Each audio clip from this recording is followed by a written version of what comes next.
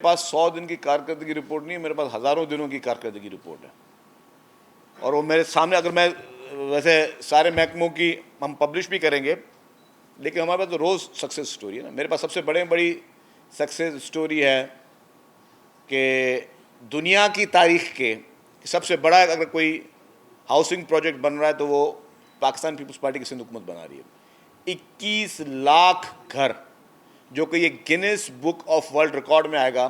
اگر بنا رہی تو پاکستان پیپلز پارٹی بنا رہی ہے، باقی پارٹیوں نے صرف باتیں کی، ہم نے وہ کر کے دکھایا. اچھا شریف بھائی، آپ نے گینس بک ورلڈ ریکارڈ کی بات کی کہ 2.5 لاکھ گھر بنا دیں.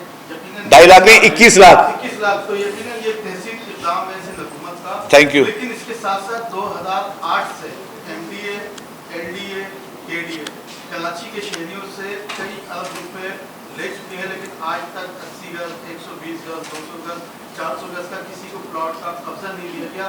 بجٹ میں بھی آپ نے تمام تر جو اسکیمیں ایل ڈی اے کی، ایم ڈی اے کی، کے ڈی اے کی فنڈ بچے، وہ فنڈ وہاں کے ترقیاتی کاموں میں یوز ہوئے یا نہیں ہوئے، لیکن وہاں پہ آج تک کوئی ایک قبضہ کسی کو دیا گیا ہو تو مجھے اس کی تفصیل بتا دیں. اور سیکنڈ، جو آپ نے موٹر رجسٹریشن ونگ کی کارکردگی کی بات کی، تو سندھ اسمبلی میں آپ کا یہ محکمہ کب جا کے چیکنگ کرے گا؟ دیکھیں جی، میں نے کہا کہ چیکنگ تو کسی وقت کہیں پہ بھی ہو سکتی ہے، تو اس میں کوئی ایشو نہیں ہے. اور سندھ اسمبلی ہو یا کہیں پہ، میں نے کوئی بھی شخص قانون سے بالاتر نہیں. جو غلط کام کرے گا، جو پھر قانون دوسرے کے ساتھ کرتا ہے، اس کے ساتھ بھی وہی کرے گا. دوسری آپ کی میں بات آپ کو واضح کر دوں کہ آپ نے جو باقی ڈیولپمنٹ اتھارٹیز کی بات کی، وہاں پہ گھر کافی جگہوں پہ بن بھی گئے ہیں، ڈیولپمنٹ بھی چل رہی ہے کافی جگہوں پر. الاٹمنٹ کی بات ہے، اگر اب ان کے ظاہر سب کے ایک اپنے اپنے قوانین الگ الگ اسکیمز میں، کوئی 100% پیمنٹ پہ الاٹمنٹ کر رہا ہے، کوئی 50% پیمنٹ پہ الاٹمنٹ کر رہا ہے، تو وہ آپ مجھے اگر اسپیسیفک وہ بتا دیں تو نیکسٹ ٹائم میں آپ کو اس محکمے سے رپورٹ لے کر آپ کو دے دوں. جی جو عمر ایوب، اچھا میں بتاؤں، عمر ایوب نے کل جو نیشنل اسمبلی میں فرمایا، ایک بات میں واضح کرتا چلوں کہ عمر ایوب جو کہ خود ایک ڈکٹیٹر کی ڈائریکٹ پیداوار ہے، اس کو پتہ نہیں کہ نیب قوانین میں کوئی بینیفیشری پیپلز پارٹی کی لیڈرشپ نہیں ہوئی ہے. نہ ہی محترم آصف علی زرداری صاحب، نہ ہی محترمہ فریال طالپور صاحبہ، اور نہ ہی میرا آپ نے نام لیا. ہم میں سے کوئی بھی جو ہے نیب قوانین کا کبھی کوئی بینیفیشری نہیں رہا ہے. یہ کیسز عمران خان کے دور میں بھی بنائے گئے، اس سے پہلے بھی بنائے گئے، لیکن الحمدللہ ہمیشہ سرخرو ہوئے ہیں. قانون کی زد میں یا قانون سے بھاگنے والے وہ لوگ ہوتے ہیں جو خود عدالتوں میں جا کے اس طرح کے ریلیف مانگتے ہیں. عمر ایوب صاحب کو پتہ نہیں ہے کہ محترم آصف علی زرداری صاحب 12 سال جیل میں تھے، اور انہوں نے جیل سے بیٹھ کر کوئی ایسی تحریک نہیں چلائی جس سے پاکستان کو نقصان پہنچے. عمر ایوب صاحب کو شاید یہ یاد دلا دیں آپ کہ ان کے قائد عمران خان نے کے پی کے بی آر ٹی، جس پہ 7 ارب کے کک بیک شامل تھے، اس کے خلاف اسلام آباد high court, Peshawar high court کے فیصلے کے باوجود وہ سپریم کورٹ میں گئے کہ جی مجھے ریلیف دیا جائے، اور اسٹے آرڈر لیا. پیپلز پارٹی کی لیڈرشپ میں کسی نے بھی اسٹے آرڈر نہیں لیا. اور اسٹے آرڈر کون لیتا ہے؟ جو خود اس چیز میں ملوث ہوتا ہے.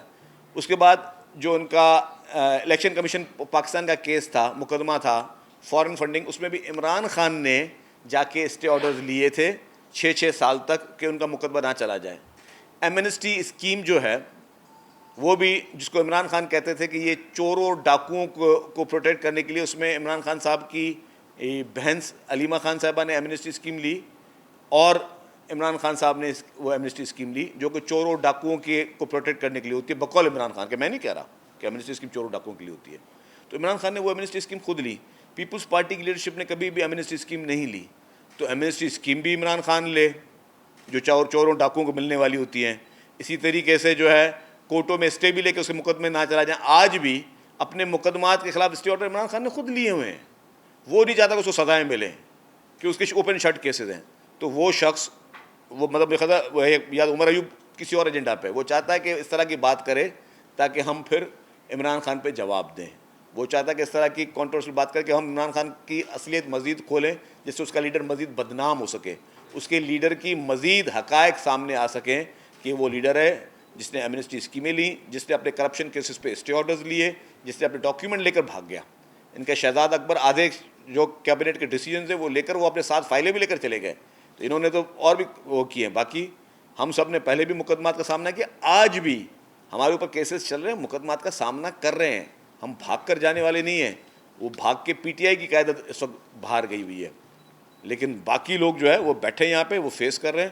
تو میں سمجھتا ہوں کہ عمر ایوب جو ہے وہ ایک نادان اور بیوقوف شخص ہے. دیکھیں جی, پہلے ابھی بات تھی آن لائن ٹیکسی سروس کا. اس وقت وہ ہمارے پاس ریگولیٹ نہیں ہے, ٹرانسپورٹ کے اس پہ مینڈیٹ پہ نہیں کام کریں, وہ آن لائن کام کریں جن کمپنیز کا آپ بات کر رہے ہیں.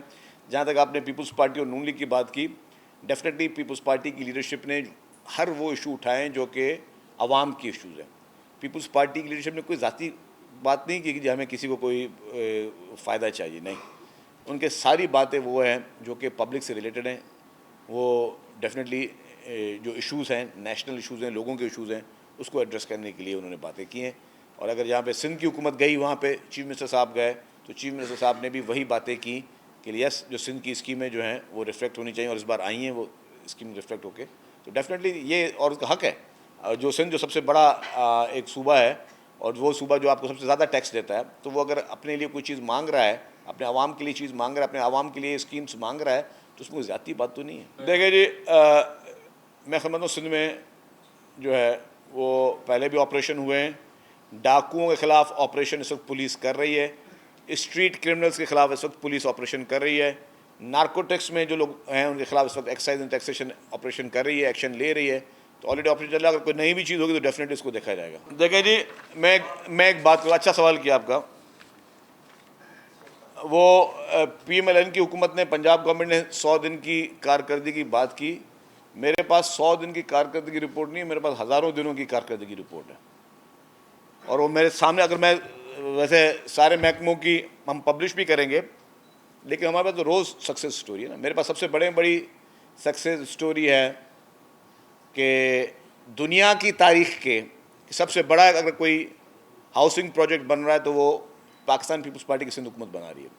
21 لاکھ گھر, جو کہ یہ grains book of world record میں آئے گا.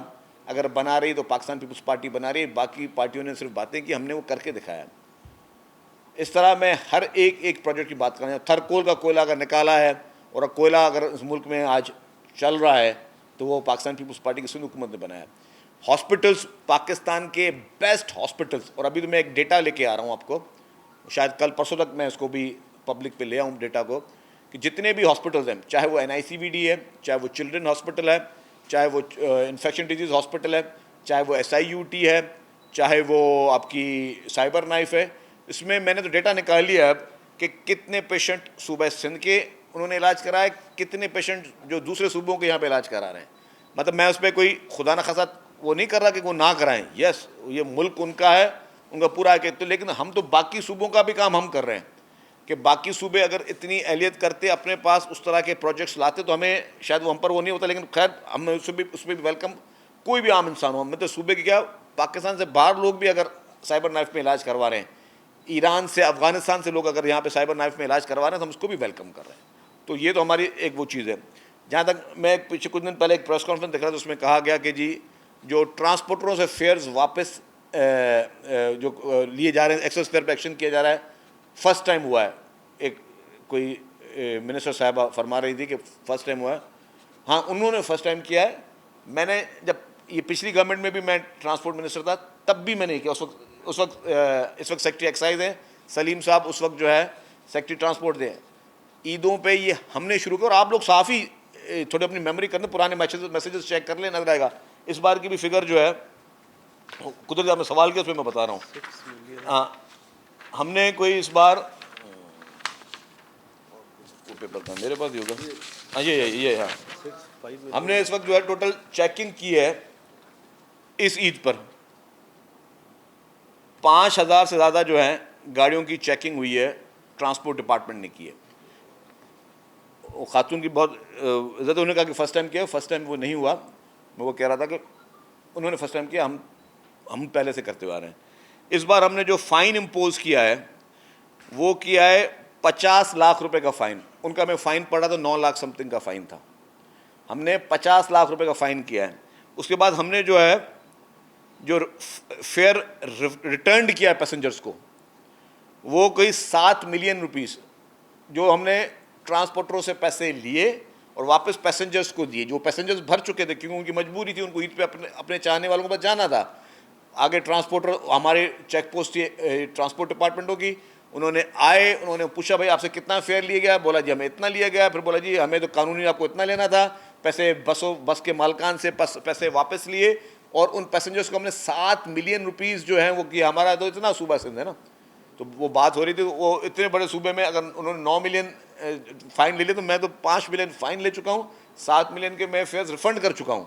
تو الحمدللہ مطلب ٹھیک ہے، ہم لوگ یہ ہم اس کو اپنا روٹین کا کام سمجھتے ہیں نا، ہم اس کو وہ نہیں کہتے کہ اس کو ہم زیادہ پبلسٹی کریں. لیکن کیونکہ آپ کا سوال آ گیا ایک، تو اس میں بتا رہا ہوں کہ یس یہ کام ہم پہلے کر رہے ہیں، بہتر کر رہے ہیں، اچھے طریقے سے کر رہے ہیں، اور ہم ویلکم کرتے ہیں اور صوبے بھی کریں. اگر اور ابھی بھی آپ کو یاد ہوگا کہ ٹرانسپورٹ بل ہماری بات ہی ہوئی تھی، ہم نے کہا کہ جی ہم ہمیشہ ہر سال کی طرح اس بار بھی ہم جو ہے ایکسٹرا چارج کرنے دیں گے. ہم کو دیکھ کر اگر پنجاب گورنمنٹ یا باقی صوبے کریں تو اچھی بات ہے، ہم ویلکم کرتے ہیں. اگر ہم کو دیکھ کر باقی حکومتیں ای وی بسز لے کے آ رہی ہیں تو اچھی بات ہے. اگر ہم کو دیکھ کر باقی فیڈرل گورنمنٹ یا باقی صوبے اگر پنک بسز لے کے آ رہے ہیں اچھی بات ہے. میں کہتا ہوں ہم کو دیکھ کے آگے باقی گورنمنٹ جو ہیں وہ ہاسپٹلز بھی بنائیں اور اچھی بات، تاکہ تو ہم پر بھی تھوڑا وہ ہمارے ہاسپٹلز بھی تھوڑا رش وہ کم ہوگا، کیونکہ ڈیٹیل میں بہت بڑی کیو ہوتی ہے. تو اسی طرح ہم نے ایکسائز میں بھی ہر جگہ پہ ہم نے بہتری کی. ایکسائز میں ہم نے اب آپ اگر موٹر وہیکل آفس میں چلے جائیں تو اب بایو میٹرکس کے ذریعے جو ہے اب رجسٹریشن ہم نے شروع کر دی ہے. وہاں پہ انٹر ہوتے ہیں بایو میٹرک، اب آپ کو وہ کیو سسٹم ہو گیا، کاؤنٹر سسٹم شروع ہو گئے کہ آپ نے کاؤنٹر میں ویٹ کرنا ہے اور پھر آپ نے وہاں جانا ہے. ہم نے مزید جو ہے اس میں اور بہتری کر رہے ہیں، ہم اب آن لائن اس پہ بھی جا رہے ہیں.